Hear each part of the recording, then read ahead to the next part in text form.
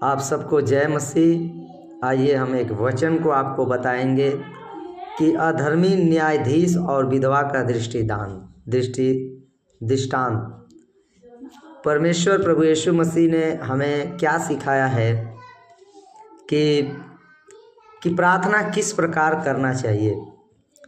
तो आइए हम देखेंगे लूका 18 का 1 में जब पढ़ेंगे प्रभु यीशु मसीह ने क्या कहा। फिर उसने इसके विषय में कि नित्य प्रार्थना करना और हियाव न छोड़ना चाहिए एक दृष्टांत कहा। एक नगर में एक राजा रहता था और उस नगर में एक विधवा रहती थी। राजा न परमेश्वर का भय मानता था, न किसी मनुष्य का परवाह करता था। लेकिन वो विधवा राजा के पास जाकर बार बार वो कहती थी कि मेरा न्याय चुका दे, मेरा न्याय चुका दे, मेरा ये काम कर दे, मेरा ये काम कर दे। एक दिन राजा तंग आ जाता है और कहता है 18:5 में, तो भी यह विधवा मुझे सताती रहती है, इसलिए मैं उसका न्याय चुकाऊंगा।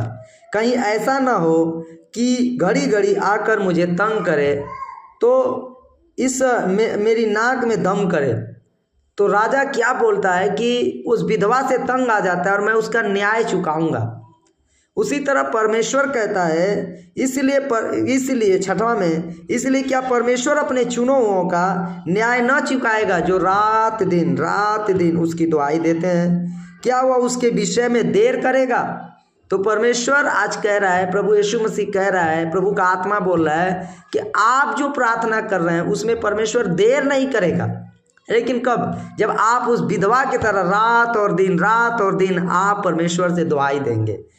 आप अपने प्रार्थना में विश्वास को कमजोर नहीं करेंगे। आप अपनी प्रार्थना में अपने प्रार्थना लेवल को घटाएंगे नहीं। आप मांगते रहेंगे, क्योंकि उसने कहा मांगोगे तो दिया जाएगा, ढूंढोगे तो पाओगे, खटखटाओगे तो खोला जाएगा। आप रात दिन मांगते रहेंगे परमेश्वर से उस विधवा की तरह। जैसे वो राजा के सामने उसके नाक में दम कर दिया तो राजा तो एक कोई परवाह नहीं था, लेकिन उसको सुनना पड़ा। तो परमेश्वर तो हमसे प्यार करता है।